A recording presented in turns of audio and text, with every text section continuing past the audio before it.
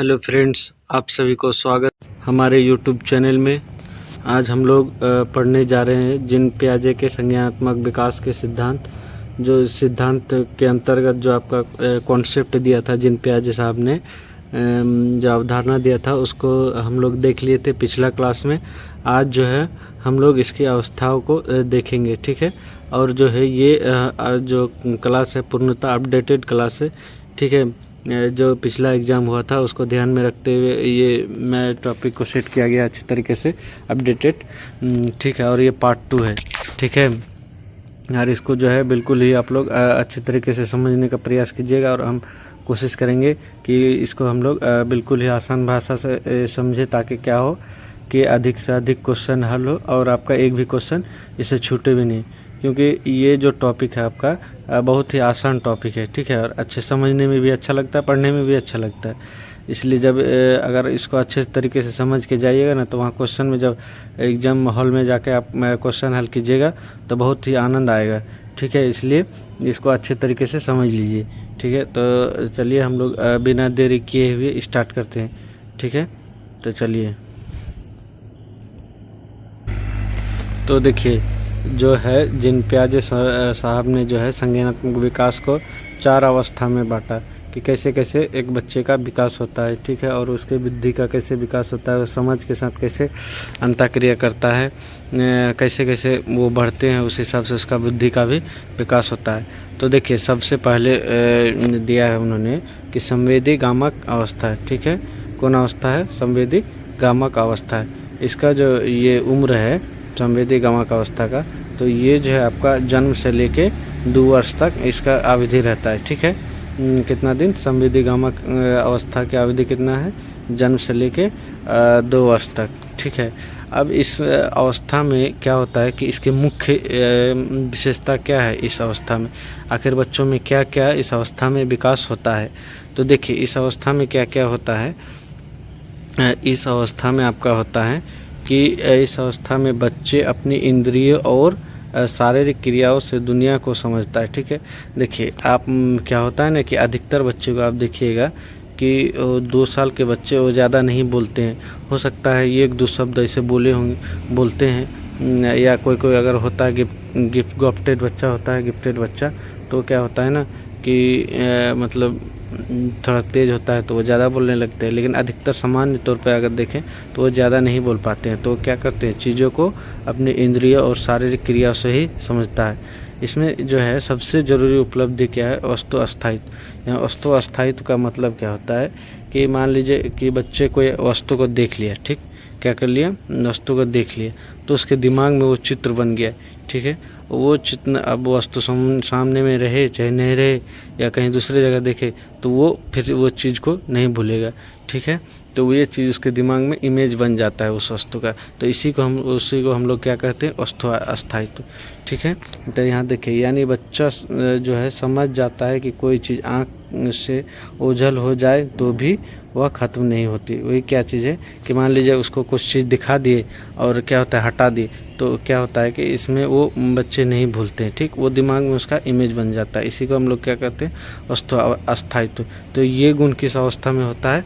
तो आपका होता है संवेदी गामक अवस्था में, ठीक।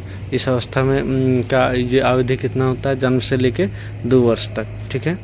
पूर्व संक्रियात्मक अवस्था क्या है? पूर्व संक्रियात्मक अवस्था। इस अवस्था की अवधि कितना है?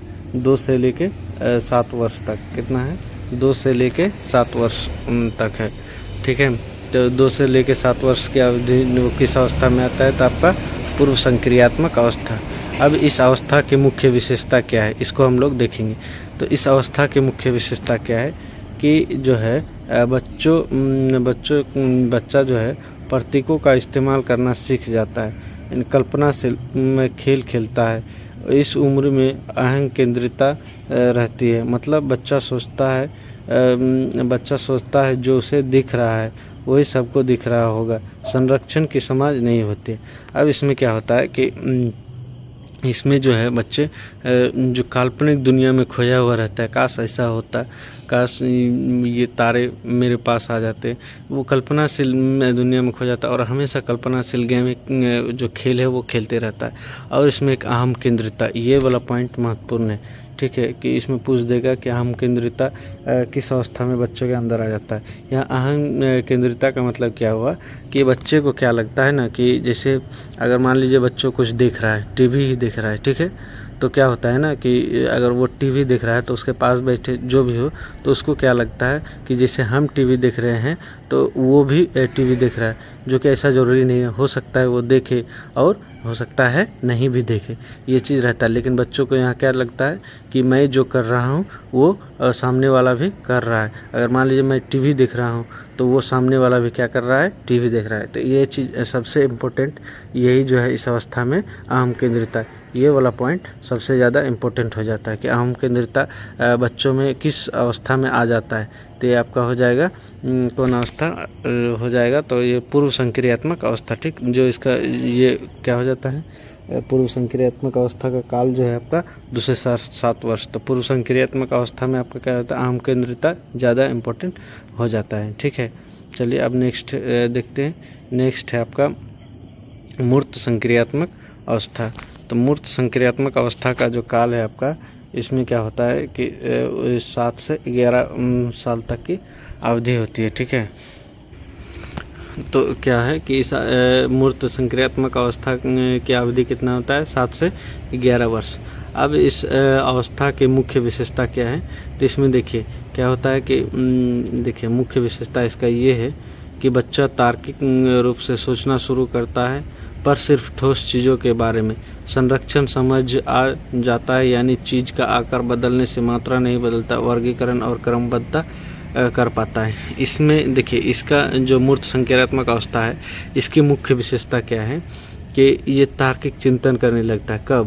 कब तार्किक चिंतन कर पाएगा, जब कोई भी चीज़ हो सामने रहेगा। क्या रहेगा, सामने रहेगा, इसके सामने ही रहेगा, उसी के बारे में वो सोच पाएगा, तर्क कर पाएगा और समझ पाएगा। लेकिन अगर चीज़ों को उसके सामने से हटा दे और उसके बारे में उससे पूछे तो वो ज़्यादा क्या होता है, समझ नहीं पाता। इसमें क्या होता है कि अधिक से अधिक क्या होता है कि अगर चीज़ें सामने रहेगा तभी वो चीज़ों के बारे में अच्छे तरीके से समझ पाएगा, तर्क कर पाएगा, ठीक है। और इस अवस्था में एक मुख्य पॉइंट है संरक्षण समझ आ जाता है। क्या आ जाता है, संरक्षण समझ में आ जाता है, ठीक है। संरक्षण ये चीज़ इसका क्या है, इम्पोर्टेंट है। अब संरक्षण का मतलब क्या हो गया कि जैसे अगर बच्चे को क्या करते हैं कि 2 गिलास है, ठीक है, 2 गिलास है, एक मोटा सा गिलास है चौड़ा, एक लंबा गिलास है, ठीक है, 2 गिलास है, ठीक है। तो ये गिलास, ये भरा हुआ गिलास, इसमें पानी दे दिए, ठीक है। अगर इस गिलास में डाल दिए तो अब बच्चे को पूछे कि बच्चे बताइए तो मतलब किस में ज़्यादा पानी है, तो इसमें देखिए इसमें मात्रा बराबर है, ठीक है। ये क्या होता है कि इसमें ज़्यादा आएगा, ज़्यादा ऊंचाई जाएगा, और इसमें कम ऊंचाई रहेगा, क्योंकि ये चौड़ा है, ये लंबा ज़्यादा है, ठीक है। तो ये जो है जबकि बराबर पानी है। लेकिन अगर उस अवस्था में उसको पूछे तो जैसे अभी बताए थे कि संवेदी गामक अवस्था या इसके बाद पूर्व संक्रियात्मक अवस्था, तो इसमें क्या होता है ना आपका पूर्व संक्रियात्मक अवस्था में कि इसमें होता है, इसमें वो तर्क नहीं कर पाता है, उसमें संरक्षण की समझ नहीं है। उसको लगेगा कि ये बड़ा गिलास है, इसमें ज़्यादा पानी है, जबकि बराबर पानी है। लेकिन वही अगर मूर्त अवस्था में हम बात करें तो क्या होता है, इसमें बच्चे समझ जाता है, ठीक है। तो यही चीज़ इसमें ये मेन पॉइंट है आपका, संरक्षण वाला समझ, ठीक है। और ये समझ में आ गया। और इसमें क्रमबद्ध चीज़ों का अगर दे देंगे, जैसे सजाने के लिए कि बच्चे ये चीज़ को थोड़ा सा सजा दीजिए, तो क्या होता है कि बच्चे उसको अच्छे तरीके से सजा देंगे। लेकिन इस अवस्था में क्या, मूर्त संक्रियात्मक अवस्था में, लेकिन क्या होता है कि उस अवस्था में आपका नहीं समझा पाएगा, सजा पाएगा। तो ये गुण आपका किस अवस्था में आता है, तो मूर्त संक्रियात्मक अवस्था में।